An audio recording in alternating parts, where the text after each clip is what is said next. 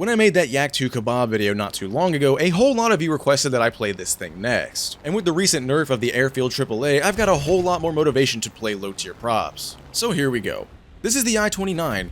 It's basically an upgraded version of the Yak 2 Cobb. I won't get into the super specific parts about these two planes, but the I-29 is essentially a Yak 2 that obviously looks a little bit different.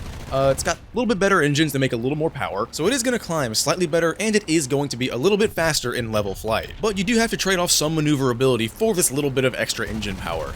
I'm not sure exactly why. On paper, I feel like the turning capability should be pretty similar. If you do compare the two planes side by side, they pretty much look exactly the same from a top-down view. The exact same shape, they weigh pretty much exactly the same. I think there's like a 4-pound difference between the empty weight to the plane, but of course that is the empty weight to the plane. The I-29 does require you to take a little bit more fuel. The minimum load is a little higher than the Yak 2 Cobb, but it's not a big enough difference to justify the Yak 2 pulling like 3 or 4 Gs more than the I-29 does at the same speed. Essentially, I'm saying I don't know why the Yak 2 turns so much better than the I-29. If there is somebody who knows why, please enlighten me. All that said though, the I-29 still does turn decently well for a twin-engine interceptor. Now, turning performance aside, there are a few other little differences that differentiate the I-29 from the Yak 2 Cobb.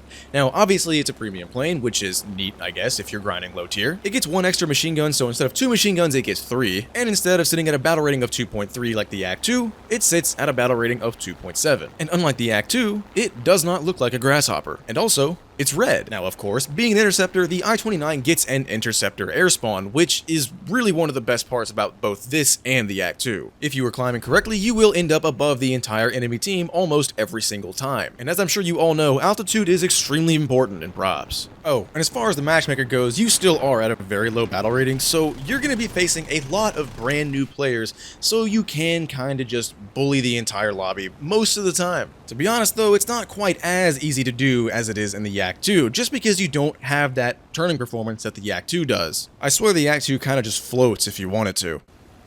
It's 2.5 kilometers behind. Just shoot the bastard already. If you miss this. Nice.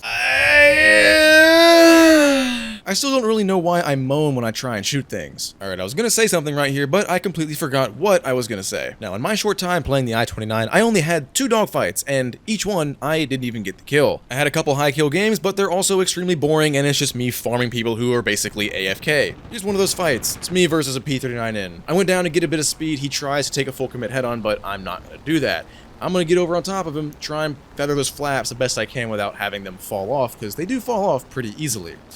I didn't bring this up already, but the landing flaps in this plane, they do work extremely well for getting your nose around. But unfortunately, you don't have that in-between of the combat or takeoff flaps. Eventually, I get my nose inside of his turn, fire off my last cannon shots to try and get a snapshot in to kill him before my teammate does. Unfortunately, it didn't work. Luckily, I have still a bunch of machine gun rounds left, and now I'm steadily on his 6. This is about the time the rest of my team showed up, and we are all trying to dump all of our ammo into him to try and get the kill.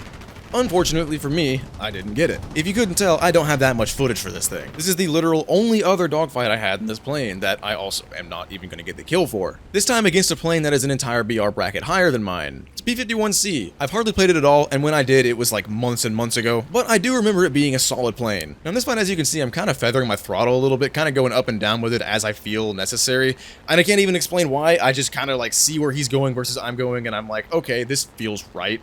Is it right? I don't know, honestly. I don't know if I even needed to do it. But either way, I do kind of end up behind him. Unfortunately for me, there's a Corsair, and I have to break off. Though, the Corsair did immediately break off me and started going for my teammate who is way above both of us. He's going to stall out, and I'm going to stall myself out trying to shoot him because I'm fairly confident I can hit the shot, right?